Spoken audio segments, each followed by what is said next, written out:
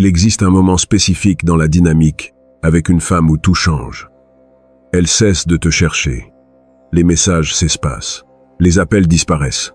Et pendant que la plupart des hommes réagissent en augmentant désespérément leur effort, en n'envoyant plus de messages, en essayant de forcer la conversation, en suppliant pour de l'attention, il existe une méthode psychologique dévastatrice qui fait exactement le contraire. Aujourd'hui, je vais te révéler le système pas à pas pour inverser complètement la dynamique et faire que ce soit elle qui te cherche de nouveau, mais pas par pitié, ni par politesse, mais par une nécessité psychologique authentique de reconnecter avec toi. Mets un like à cette vidéo, parce que ce qui vient va changer pour toujours ta compréhension de comment fonctionne réellement l'attraction féminine. Laisse-moi commencer par quelque chose que la plupart des hommes ne comprennent jamais, jusqu'à ce qu'il soit trop tard. L'attention féminine n'est pas statique, elle est dynamique et répond directement à ton comportement. Quand elle cesse de te chercher, ce n'est pas un événement aléatoire, c'est une réponse calculée, consciente ou inconsciente, à quelque chose qu'elle a détecté dans ta conduite. Peut-être qu'elle a perçu du besoin. Peut-être qu'elle a remarqué que tu investissais disproportionnellement plus d'efforts qu'elle. Peut-être que ta disponibilité constante l'a fait te classer comme option sûre, au lieu de défi précieux. Quelle que soit la raison spécifique, le résultat est le même. Son cerveau a conclu que ta valeur est moindre que la sienne, et l'attraction s'est érodée. Voici la vérité brutale que tu as besoin d'accepter avant que tu puisses changer quoi que ce soit. Tu ne peux pas argumenter ou négocier ta sortie de cette situation. Tu ne peux pas la convaincre logiquement qu'elle devrait te chercher plus. Tu ne peux pas supplier pour l'attention qu'avant elle te donnait librement. L'attraction ne fonctionne pas à travers la logique ni la persuasion verbale. Elle fonctionne à travers des dynamiques de valeurs perçues. Et la valeur perçue change seulement quand ton comportement change de façon spécifique que son cerveau interprète comme des signaux de haute valeur. Machiavel a compris quelque chose de fondamental sur la nature humaine que la psychologie moderne a confirmé de manière répétée. Il a écrit que l'être humain est plus influencé par ce qu'il observe que par ce qu'il écoute. Tu peux dire à une femme 1000 fois que tu es précieux, que tu as des options, que ta vie est intéressante. Mais si ton comportement communique le désespoir, la disponibilité infinie et le manque d'options, tes actions détruiront toute crédibilité que tes mots ont tenté de construire. La méthode pour qu'elle te cherche de nouveau ne se base pas sur des mots. Elle se base sur la reconfiguration de ton comportement de façon qui oblige son cerveau à recalculer ta valeur. Alors, quelle est exactement cette méthode? Elle a 5 phases spécifiques qui doivent être exécutées dans un ordre précis. En sauter une ou les exécuter dans une séquence incorrecte annule complètement l'efficacité. Je vais t'expliquer chaque phase en détail, parce que les détails sont là où la plupart des hommes échouent même quand ils comprennent le concept général. Phase 1. Retrait complet et immédiat. Pas graduel. Pas après avoir pensé plusieurs jours. Pas après une dernière tentative de contact. Immédiat et total. Cela signifie 0 initiation de message, 0 appel, 0 apparition dans ces espaces numériques, 0 question à des amis communs sur elle. C'est comme si elle avait cessé d'exister dans ta réalité. La raison psychologique derrière cela est de créer ce qu'on appelle un contraste émotionnel abrupt. Son cerveau était habitué à un certain niveau d'attention et d'initiation de ta part. Quand ce modèle s'interrompt brusquement sans avertissement ni explication, cela crée un déséquilibre cognitif que son esprit a besoin de résoudre. La plupart des hommes n'exécutent pas cette phase correctement parce qu'ils ont peur. Ils pensent que s'ils disparaissent complètement, elle continuera simplement sa vie et les oubliera. Mais voici ce qui se passe réellement neurologiquement. Le cerveau humain déteste les vides d'informations et les modèles interrompus. Nous dépensons d'énormes quantités d'énergie mentale à essayer d'expliquer des changements abrupts dans notre environnement social. Quand toi, qui avais été constamment présent, soudainement tu disparais sans explication, son cerveau ne peut pas simplement laisser passer. Il a besoin de résoudre ce mystère. Que s'est-il passé? Pourquoi a-t-il changé? Ai-je perdu quelque chose de précieux? Chacune de ces questions est un investissement mental en toi. Phase 2. Élévation. Visible de statut. Pendant que tu maintiens un retrait complet envers elle, tu as besoin d'augmenter activement et visiblement ta valeur dans le monde. Ce n'est pas pour qu'elle le voie spécifiquement. Bien que si elle le voit, c'est un bénéfice additionnel. C'est pour que tu deviennes authentiquement une version de plus grande valeur de toi-même. Tu vas à la salle de sport de façon cohérente et tu publies tes progrès. Tu avances dans des projets professionnels ou personnels et tu les partages. Tu sors avec des amis et tu montres une vie sociale active. Tu développes de nouvelles compétences ou des hobbies intéressants. Tout cela doit être visible sur tes réseaux sociaux, mais jamais dirigé vers elle ni en la mentionnant. Pourquoi est-ce crucial? Pour 2 raisons psychologiques. Première, si vous avez des cercles sociaux qui se chevauchent, même minimalement, une partie de cette information lui arrivera finalement. Quand elle arrivera, elle contredira le récit qu'elle a probablement construit dans son esprit. La plupart des femmes assument que quand un homme cesse de les chercher, c'est parce qu'il souffre en silence ou parce que sa vie s'est arrêtée. Quand elles voient la preuve du contraire, que ta vie n'a non seulement pas continué, mais qu'elle s'est apparemment améliorée sans elle, cela active quelque chose appelé la réévaluation de valeur. Son cerveau doit reconsidérer si elle t'a classé correctement comme étant de moindre valeur. Deuxième raison, et celle-ci est plus importante, l'élévation visible de statut change ton état interne. Tu ne peux pas feindre une confiance authentique, mais tu peux construire la réalité externe qui produit une confiance authentique. Quand tu es authentiquement en train d'améliorer ton physique, d'avancer professionnellement, de profiter d'une vie sociale riche, ton énergie change. Tu n'es plus en train d'opérer depuis la pénurie, mais depuis l'abondance réelle. Et cette énergie est perceptible même dans des interactions minimes numériques, quand elles se produisent finalement. Phase 3. Reconfiguration d'identité sociale. Celle-ci est subtile, mais dévastatrice d'efficacité. Durant la période de retrait et d'élévation de statut, tu as besoin de changer stratégiquement comment tu es perçu dans les cercles sociaux partagés. Si vous avez des amis communs, ces amis doivent commencer à te voir différemment. Plus occupé, plus concentré, plus intéressant. Cela s'obtient non pas à travers des mots, mais par un comportement cohérent. Quand ces amis communs te demanderont ce qui s'est passé avec elle, ta réponse doit être neutre et concentrée sur ta vie, pas sur elle. Les choses ont suivi des chemins différents. Je suis concentré sur plusieurs projets intéressants maintenant. Rien de plus. Pourquoi est-ce important? Parce que nous les humains sommes des créatures sociales qui utilisons la perception des autres pour calibrer la valeur. Quand ces amis commencent à parler de toi de façon différente, plus positive, plus intéressante, cela influence sa perception de toi plus puissamment que n'importe quoi que tu pourrais lui dire directement. C'est une validation externe de tiers. Que le cerveau humain pèse plus que l'autopromotion directe. Phase 4. Attente stratégique, avec timeline spécifique. C'est ici que la discipline devient critique. Tu as besoin de maintenir les 3 premières phases simultanément durant une période minimale spécifique avant que l'effet psychologique complet ne se matérialise. Le minimum absolu est 3 semaines. L'optimum est 4 à 6 semaines. Le maximum avant que cela devienne contre-productif est 8 semaines.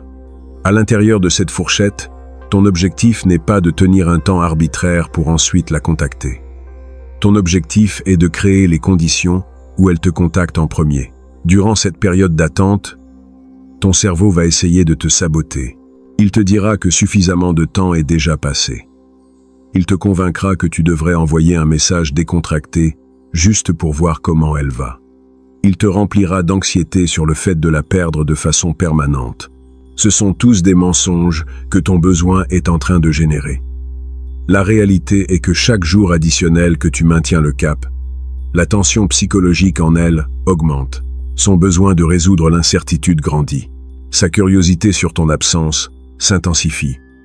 Tu es en train de construire une pression psychologique, et rompre cette pression prématurément jette tout l'avantage accumulé. J'ai vu des hommes tenir 20 jours parfaitement, en exécutant toutes les phases correctement, pour ensuite céder au jour 21, et envoyer un message. Ils détruisent tout le travail psychologique dans un moment de faiblesse. Ne sois pas cet homme. Si tu vas exécuter cette méthode, exécute-la complètement ou n'essaie pas. Phase 5. Réponse calibrée. Quand elle contacte. Phase. Vase. Éventuellement, si l'intérêt initial était authentique et que tu as exécuté les 4 phases précédentes correctement, elle brisera le silence. C'est le moment le plus dangereux parce que la plupart des hommes commettent des erreurs fatales ici. L'erreur la plus commune est de répondre avec un enthousiasme immédiat. Ça me fait plaisir d'avoir de tes nouvelles. Comment tu vas? Tu m'as manqué. Cela communique que tu attendais son contact, que tout le silence était une comédie, que tu n'as pas changé fondamentalement. Elle récupère le contrôle instantanément. La réponse calibrée correcte a 3 composants. Premier, délai pour répondre. Pas des minutes, pas des heures, mais minimum un jour complet. Idéalement, 2 jours. Cela communique que ta vie est suffisamment remplie pour que tu ne sois pas en train de surveiller ton téléphone en attendant son message. Deuxième, ton neutre, mais cordial, pas froid, pas enthousiaste, simplement présent. Hey, j'ai été concentré sur plusieurs choses. Comment vas-tu toi? Troisième, brièveté, sans fermer la conversation. Ton message doit être court, mais ouvre un espace pour qu'elle continue si elle veut. Ne pose pas de questions élaborées ni ne partage d'informations étendues. Laisse-la faire le travail de maintenir la conversation vivante. Si ce contenu te montre un système complètement différent de la panique et de la poursuite que tu as probablement utilisé avant, mets un like et abonne-toi à la chaîne, parce que maintenant je vais t'expliquer les mécanismes psychologiques exacts de pourquoi cette méthode fonctionne et comment éviter les 3 erreurs qui détruisent tout même quand tu exécutes les phases correctement. Le premier mécanisme psychologique est ce qu'on appelle la rareté induite. Nous, les humains, valorisons ce que nous percevons comme rare ou difficile à obtenir. Quand toi, tu étais constamment disponible, constamment en train d'initier le contact, constamment en train de faire un effort, tu communiquais l'abondance de ton attention. L'abondance signifie faible valeur dans l'esprit subconscient. Quand tu disparais complètement, ton attention devient rare. La rareté signifie haute valeur. Son cerveau recalibre automatiquement ta valeur vers le haut simplement parce que ta disponibilité a diminué. Le deuxième mécanisme est la rupture de modèle. Son cerveau avait établi un modèle où tu étais le poursuivant. Les modèles deviennent confortables et prévisibles. Quand tu romps ce modèle abruptement, tu crées un inconfort cognitif que son cerveau a besoin de résoudre. La seule façon de résoudre cet inconfort est de rétablir le contact. Mais maintenant, elle doit être celle qui initie. Tu as inversé les rôles sans dire un mot. Le troisième mécanisme est l'aversion à la perte. La psychologie économique a démontré que nous, les humains, ressentons les pertes approximativement 5 fois plus intensément que les gains équivalents. Quand toi, tu étais en train de poursuivre, elle n'était en train de rien perdre. Elle n'était simplement pas en train de gagner plus d'attention que celle qu'elle avait déjà. Mais quand tu disparais, spécialement si elle voit la preuve que ta vie s'améliore, elle commence à percevoir une perte potentielle. La peur de cette perte est beaucoup plus motivante que n'importe quel gain que ta présence offrait. Machiavel a observé qu'il vaut mieux être craint qu'aimé si tu ne peux pas être les deux, parce que la peur est plus fiable. Dans le contexte de l'attraction, cela se traduit par le fait qu'il vaut mieux qu'elle craigne de te perdre que de se sentir sûre de t'avoir. La sécurité génère la complaisance. La peur de la perte génère l'action. Quand tu exécutes cette méthode correctement, tu introduis l'élément de peur de la perte qui était absent quand tu poursuivais. Maintenant, les 3 erreurs fatales qui détruisent tout. Erreur numéro 1. Surveillance obsessionnelle déguisée en détachement. Tu maintiens le retrait de contact direct, mais tu es constamment en train de regarder ses stories, de stalker, ses réseaux sociaux, de demander subtilement à des amis communs à son sujet. Cette surveillance obsessionnelle a 2 problèmes. Premier, elle peut le détecter à travers les vues de story et les modèles d'activité. Deuxième, et plus important, cela t'empêche d'authentiquement continuer ta vie. Ton énergie continue d'être piégée en elle. ce qui s'infiltrera éventuellement dans tes interactions. Le détachement doit être authentique pour être efficace. Cela signifie que tu rediriges réellement ton attention et énergie émotionnelle vers d'autres domaines de ta vie. Tu ne feins pas de ne pas penser à elle pendant que tu penses obsessionnellement à elle. Tu as authentiquement des choses plus importantes qui occupent ton esprit. Quand ce détachement est réel, il change ton énergie de façon qui sont perceptibles même dans une communication minimale éventuellement. Erreur numéro 2. Exécuter la méthode avec vengeance ou amertume, au lieu de l'indifférence stratégique. Certains hommes implémentent le retrait non comme une stratégie, mais comme une punition. Ils sont en colère parce qu'elle a cessé de les chercher et veulent la faire souffrir en retirant leur attention. Cette motivation contamine tout. La vengeance est émotionnellement réactive, ce qui est l'opposé de la force émotionnelle que tu essaies de communiquer. De plus, l'amertume s'infiltre éventuellement dans ton ton quand elle prend contact, ruinant la phase 5. La motivation correcte pour cette méthode n'est pas de la punir, ni de la faire souffrir. C'est protéger ta propre valeur pendant que tu crées de l'espace pour qu'elle décide si elle veut investir authentiquement dans la connexion. C'est un filtre, pas une vengeance. Si elle revient, génial. Vous construisez quelque chose de mieux. Si elle ne revient pas, aussi génial. Tu as filtré l'incompatibilité. Depuis cette mentalité, tu exécutes la méthode avec un calme centré, au lieu d'une réactivité émotionnelle. Erreur numéro 3. Revenir à la dynamique antérieure si elle revient. C'est le plus dévastateur parce que tu jettes tout ton avantage au moment critique. Elle brise le silence après des semaines. Vous commencez à parler de nouveau. Peut-être que vous vous voyez. Et automatiquement, tu redeviens le même homme que tu étais avant. Le même niveau de disponibilité, le même déséquilibre d'investissement, les mêmes modèles qui l'ont fait cesser de te chercher initialement. Elle détecte cela rapidement, et la dynamique revient là où elle était. Quand elle revient, elle doit revenir à une version élevée de toi, qui maintient des standards plus élevés. Ta disponibilité n'est pas automatique. Ton temps a une valeur qui doit se gagner. L'investissement doit être équilibré. Si elle propose 2 rendez-vous, tu proposes 2 rendez-vous, mais personne ne fait tout le travail. Si elle ne maintient pas cet équilibre, tu dois être prêt à te retirer, encore une fois, sans dramatisation. Cette disposition authentique à partir, s'il n'y a pas de réciprocité, est ce qui maintient la dynamique saine à long terme. Maintenant, laisse-moi t'expliquer ce qui se passe spécifiquement dans son esprit durant chaque semaine de la période de retrait. Parce que comprendre cela te donnera la force mentale pour ne pas craquer quand l'anxiété attaquera. Semaine 1. Elle est en phase de soulagement et de justification. Consciemment ou inconsciemment, ta présence constante avait généré une certaine pression. Ta disparition initiale la soulage. Son esprit construit des récits qui justifient pourquoi c'est bien que tu ne la cherches pas. Probablement qu'il est occupé. Nous avions besoin d'espace. Nous n'étions pas si compatibles de toute façon. Si tu contactes durant cette semaine, tu renforces simplement ces récits. Semaine 2. Commence la phase de curiosité et de doute. Les récits justificatifs commencent à se sentir moins solides. Elle remarque ton absence de petite manière. Elle voit quelque chose qu'elle t'aurait normalement envoyé.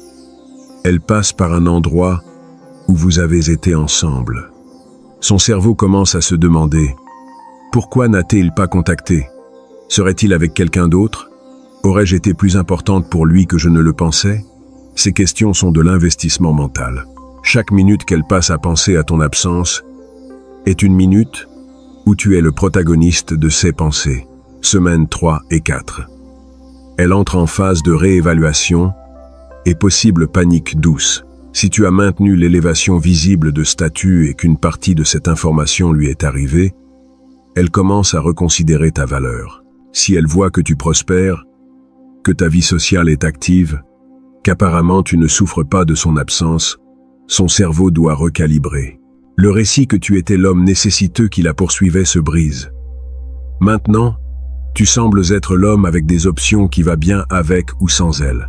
Cela crée une urgence qui n'existait pas avant. C'est typiquement dans les semaines 3 ou 4 qu'elle brise le silence. non pas parce que tu as fait quelque chose pour le provoquer, mais parce que la tension psychologique de l'incertitude est devenue insoutenable. Elle a besoin de résoudre où tu en es émotionnellement. Elle a besoin de savoir si elle a encore accès à ton attention. Elle a besoin de restaurer le sentiment de contrôle qu'elle a perdu quand tu n'as pas réagi à son manque d'initiative. Maintenant, je veux que tu participes. À ton avis, quand elle brise finalement le silence après des semaines, quelle réponse fonctionne le mieux? A. Répondre le même jour avec un ton neutre et cordial. B. Attendre 2 jours complets avant de répondre avec le même ton neutre. Écris A ou B dans les commentaires et explique rapidement ton raisonnement. Je veux voir quelle stratégie gagne dans cette vidéo. Laisse-moi partager un cas réel qui illustre toute cette méthode parfaitement. Un ami était dans une situation classique. Lui et une femme sortaient ensemble depuis 2 mois. La connexion semblait solide. Beaucoup d'alchimie, conversations profondes, projets d'avenir. Graduellement, elle a commencé à le chercher moins, messages plus espacés, moins de disponibilité pour se voir, énergie plus froide, lui compensait en augmentant son effort. Plus de messages, plus de plans proposés, plus de démonstrations d'intérêt. Plus il mettait d'efforts, moins elle répondait. Je lui ai expliqué cette méthode de 5 phases. Phase 1. Retrait complet immédiat. Il a cessé d'initier tout contact. Phase 2. Élévation visible de statut. Il a repris une routine agressive de salle de sport. Il a commencé un projet parallèle, qu'il avait mis en pause. Il est sorti avec des amis régulièrement. Il publiait tout ça naturellement sur les réseaux sociaux. Phase 3. Reconfiguration d'identité sociale. Quand des amis communs demandaient sur la situation, il répondait neutrement et redirigeait la conversation vers ses projets actuels. Phase 4. Attente stratégique. Il a tenu 26 jours complets sans contact. Durant cette période, son état mental est passé par une transformation. Les premiers jours furent une anxiété brutale. Semaine 2, il a commencé à authentiquement profiter de sa liberté et de sa concentration renouvelée. Semaine 3, il est arrivé à un lieu de paix authentique avec les 2 résultats possibles. Jour 26, elle lui a écrit, message long demandant comment il allait, disant que ça lui manquait de parler avec lui, suggérant qu'il se voie. Voici la partie critique. Phase 5. Réponse calibrée. Il a attendu 2 jours complets avant de répondre. Quand il l'a fait, message bref et neutre. J'ai été bien. Concentré sur plusieurs projets. Ça me fait plaisir d'avoir de tes nouvelles. Comment vas-tu toi? Elle a répondu immédiatement avec un long message. Il a attendu plusieurs heures avant de répondre brièvement de nouveau. Il a maintenu ce modèle, reflétant moins d'enthousiasme que celui qu'elle montrait. 3 jours plus tard, elle a proposé de se voir. Il a vérifié son agenda et a proposé une date et une heure spécifiques 4 jours plus tard. Pas le même jour, ni le jour suivant. Il a démontré que sa vie avait une structure et des priorités. Dans ce rendez-vous, la dynamique était radicalement différente. Elle était significativement plus engagée. Plus de questions, plus d'affection, plus d'investissement visible. Elle a verbalisé que la connexion lui avait manqué et qu'elle s'était rendue compte de combien elle valorisait sa présence quand il a disparu. Que s'était-il passé psychologiquement? Elle avait expérimenté les 5 phases depuis sa perspective. Le retrait abrupt a créé un vide cognitif.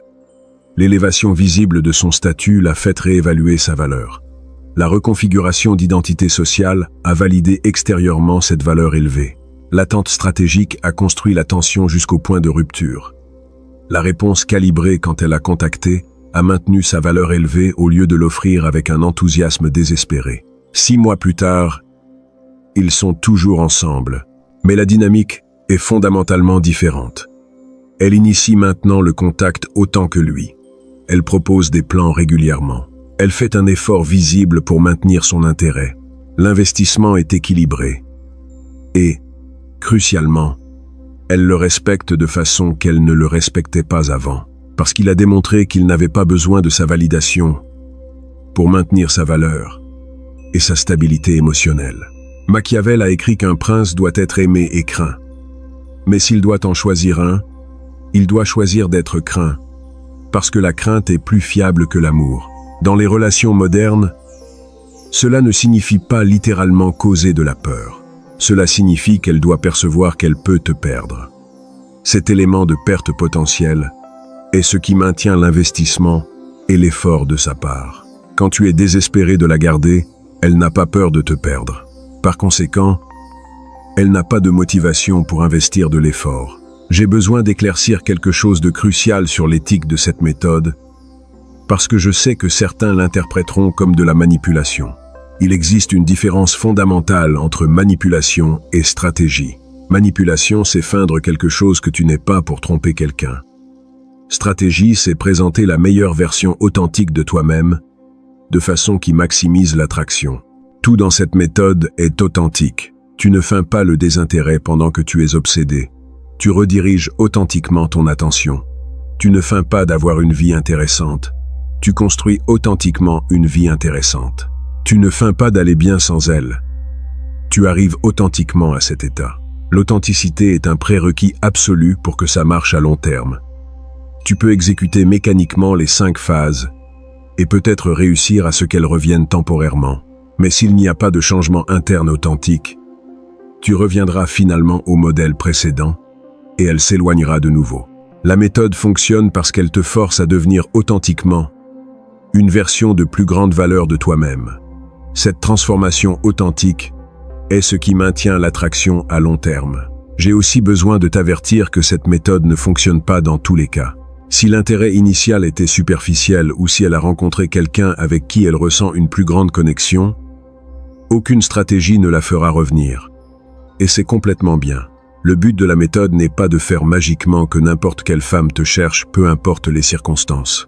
Le but est de créer les conditions optimales où, si l'intérêt authentique existait mais s'était érodé par des dynamiques peu saines, il puisse revivre depuis une base plus solide. Si elle ne revient pas après avoir exécuté cette méthode correctement, tu n'as rien perdu de valeur. Tu as filtré l'incompatibilité ou l'intérêt insuffisant bien plus rapidement que si tu avais passé des mois à poursuivre des miettes d'attention.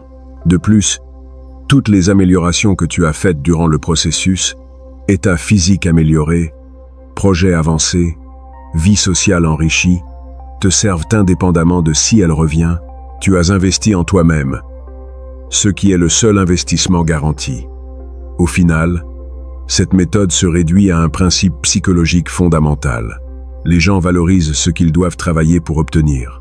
Quand tu offres ton attention et effort sans requérir d'investissement réciproque, tu communiques une faible valeur. Quand tu retires ton attention, tu élèves ta valeur et requiers qu'elle investisse pour récupérer l'accès, tu communiques une haute valeur. Ce n'est pas compliqué, mais ça requiert une discipline brutale pour l'exécuter quand chaque instinct te dit de poursuivre. Machiavel a clôturé Le Prince en argumentant que la fortune contrôle la moitié de nos actions, mais nous contrôlons l'autre moitié à travers la vertu, ce qui signifie l'efficacité pratique. Tu ne peux pas contrôler si une femme spécifique est disponible, intéressée ou compatible. Ça, c'est la fortune. Mais tu peux contrôler complètement comment tu te présentes, combien de valeur tu démontres, et si tu maintiens des standards ou les abandonnes pour des miettes d'attention. Ça, c'est la vertu. Cette méthode est simplement appliquer ta vertu de la forme la plus efficace possible. Si cette vidéo t'a donné un système complet pour récupérer l'intérêt féminin depuis un lieu de force au lieu de désespoir, abonne-toi à la chaîne et partage en commentaire si tu as appliqué l'une de ces phases et quels résultats tu as obtenus. Et rappelle-toi, l'objectif n'est pas de faire que n'importe quelle femme te cherche. L'objectif est de devenir l'homme qui attire naturellement parce qu'il protège sa valeur, maintient des standards et est prêt à s'éloigner de n'importe quelle situation où il n'y a pas de réciprocité authentique. Deviens cet homme et tu n'auras pas besoin de méthode.